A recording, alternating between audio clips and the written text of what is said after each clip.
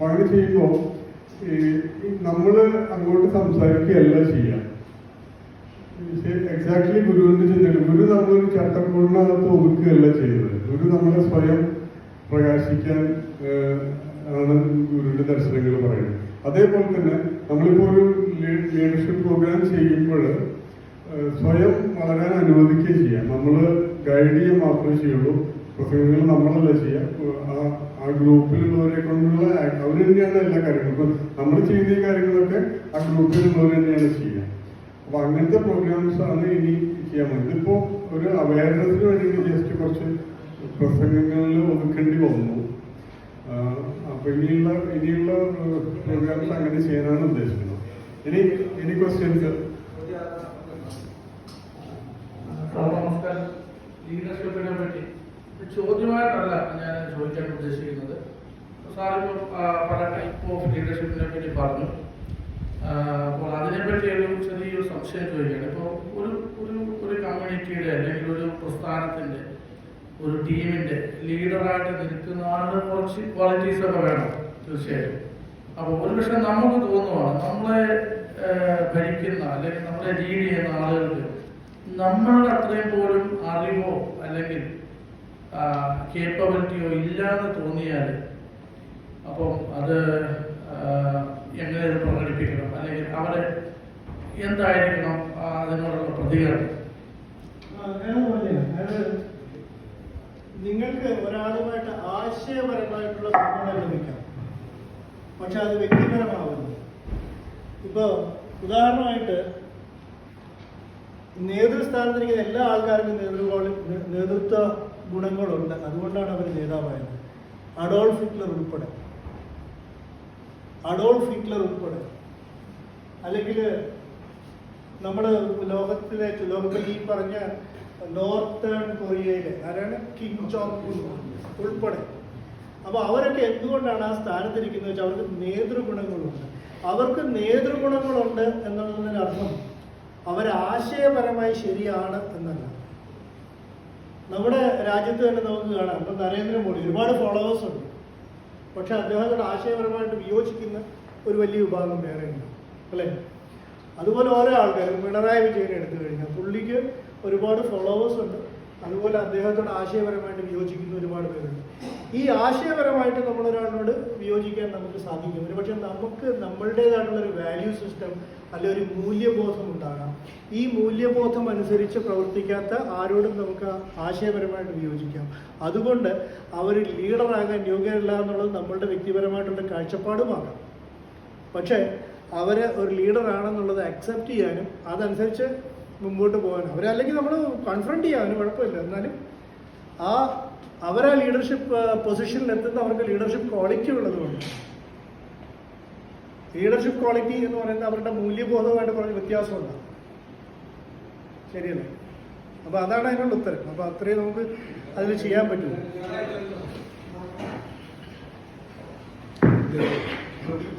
എനിക്ക് തോന്നിയാണത് ദിലീപ് സാറിനോടാണ്. ദിലീപ് സാർ സ്റ്റേജിൽ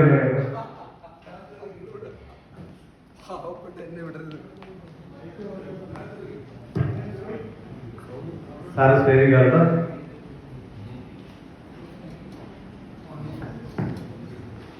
സാർ നമസ്കാരം.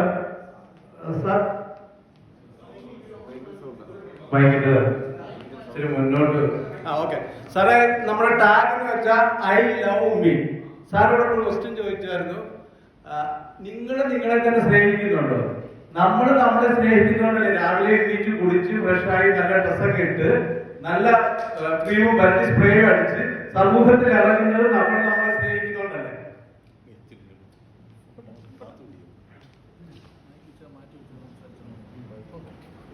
അതിന്റെ ആൻസർ തീർച്ചയായിട്ടും നല്ലൊരു ചോദ്യമാണ്. ചോദ്യത്തിനൊരു കരഘോഷമാകാം.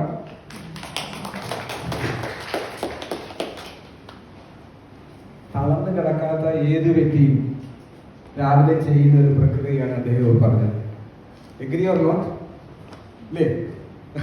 അതായത് ആരോഗ്യമുള്ളൊരു ശരീരമുള്ള എല്ലാ മലയാള ഭാഷ പറയണമെന്നൊന്നുമില്ല, ലോകത്തുള്ള എല്ലാ മനുഷ്യരും ചെയ്യുന്ന ഒരു പ്രക്രിയ മാത്രമാണ് രാവിലെ എഴുന്നേൽക്കുക. ദിനചര്യകളൊക്കെ ഉണ്ടല്ലോ അത്യാവശ്യം വേണ്ട, അതെല്ലാം ചെയ്ത് കഴിഞ്ഞ് കുളിക്കണമെന്നില്ല, ബാക്കി എല്ലാ കാര്യങ്ങളും ചെയ്യും. പൊട്ടുവിടുന്നവരും തൊടാത്തവരും സൗന്ദര്യമുള്ളവർ തന്നെയാണ്. അതുകൊണ്ട് നമ്മൾ ഇഷ്ടപ്പെടുന്നത് യാതൊരു അർത്ഥമില്ല, തെറ്റിദ്ധാരണ മാത്രമാണ്. അപ്പോൾ നമ്മളെ ഇഷ്ടപ്പെടുകയാണെങ്കിൽ തീർച്ചയായും നമ്മുടെ ഓരോ കാര്യങ്ങളും, നമ്മുടെ ഓരോ അവയവങ്ങളും നഖം വെട്ടാറുണ്ടോ? ഇല്ല. ആഴ്ചയിൽ എത്ര പ്രാവശ്യം, മാസത്തിൽ എത്ര പ്രാവശ്യം വെട്ടാറുണ്ട്? വല്ലപ്പോഴുമൊക്കെ പെണ്ണുമ്പിള്ള വഴക്ക് പറഞ്ഞാൽ വെട്ടില്ലേ? അപ്പൊ തീർച്ചയായും നമ്മളെ ഇഷ്ടപ്പെടണമെങ്കിൽ നമുക്ക് സ്വയം അഭിമാനം തോന്നും. ഒരു കിടക്കയിൽ കിടക്കുന്ന വ്യക്തി പോലും അദ്ദേഹത്തിന്റെ കാര്യങ്ങൾ മറ്റുള്ളവരെ വിളിച്ചു വരുത്തി ചെയ്യിക്കാറുണ്ട്. എന്നാൽ അവർക്ക് ജീവിക്കാനുള്ള ആഗ്രഹം. ഈ ഭൂമിയിൽ 100% ജീവിച്ച് മതിയായിട്ട് ആരും മരിച്ചിട്ടില്ല. അപ്പൊ നിങ്ങൾ ചോദിക്കും ആത്മഹത്യ ചെയ്തോളൂ. ആത്മഹത്യ ചെയ്ത ആൾക്കാരെ നമ്മൾ മനുഷ്യരായി കൂട്ടാറില്ല. മൃഗങ്ങൾ പോലും ആത്മഹത്യ ചെയ്യാറില്ല. അപ്പൊ തീർച്ചയായും നമ്മളെ ഇഷ്ടപ്പെടണമെങ്കിൽ നമ്മൾക്ക് സ്വയം തോന്നണം, ഞാൻ എന്നെ ഇഷ്ടപ്പെടണം. കാരണം നിങ്ങൾ വീട്ടിൽ കുട്ടികൾ സ്കൂളിൽ നിന്ന് കയറി വരുമ്പോൾ ഒരു സ്റ്റാർ വാങ്ങിച്ചുകൊണ്ട് വരുമ്പോൾ ഇപ്പോഴത്തെ അച്ഛനമ്മമാരെ എനിക്കറിയില്ല, പണ്ട് ഞാനൊക്കെ പഠിച്ച് വളരുമ്പോൾ എത്ര സ്റ്റാറാണ് മറ്റു കുട്ടികൾക്ക് കിട്ടിയതെന്നായിരിക്കും ആദ്യം ചോദ്യം. 3 സ്റ്റാർ കിട്ടിയത്. നോക്ക്, തീർച്ചയായും നമ്മളെ കമ്പയർ ചെയ്യുന്ന അയൽ വീട്ടിലെ കുട്ടികളെ കുറിച്ചാണ്. അവർക്ക് എത്ര മാർക്ക് കിട്ടി, അവരെത്ര മാർക്ക് കിട്ടി. ഈ കമ്പാരിസനാണ് നമ്മളെ നശിപ്പിക്കുന്നത്.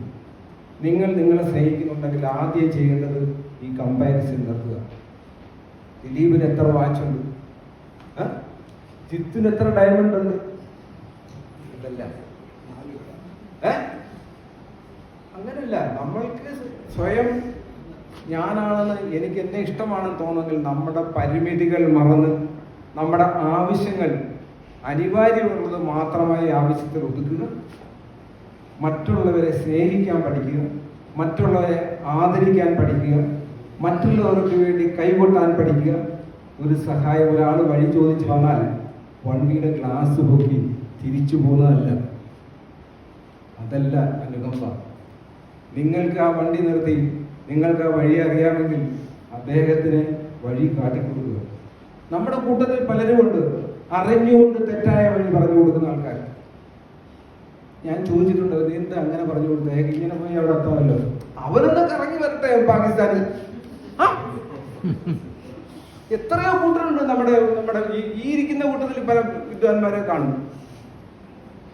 വെറുതെ എങ്കിലും നമ്മളൊന്ന് ശ്രമിച്ചു നോക്കും. അവനെ ഞാൻ നോക്കിയിരിക്കുകയാണ്, അവനെ ഒന്ന് കറക്കണമായിരുന്നു. അങ്ങനെയുള്ള നിങ്ങൾ സ്വയം സ്നേഹിക്കുക. നാളെ നിങ്ങൾക്ക് ഇതിലും വലിയ പണി ആരെങ്കിലും തരും. അപ്പോഴേ നമ്മൾ മനസ്സിലാവും. അപ്പൊ തിരിച്ചറിവ്, വകതിരിവ്, ഇതൊക്കെ നമ്മൾക്ക് സ്വയം തോന്നി ഉണ്ടാകേണ്ട കാര്യങ്ങളാണ്.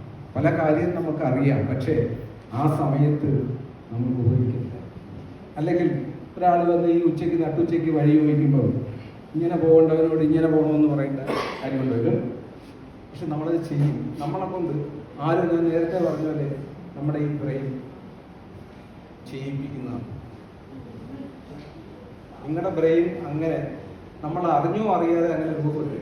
അതുകൊണ്ടാണ് നമ്മൾക്ക് വേണ്ടാന്ന് തോന്നുന്ന അവസരത്തിൽ പോലും നമ്മൾ പെട്ടെന്ന് അതേ ചെയ്യും. കാര്യം ഓവർ എ പീരിയഡ് ടൈം നിങ്ങളിത് ചെയ്ത് ശീലമായിപ്പോയി.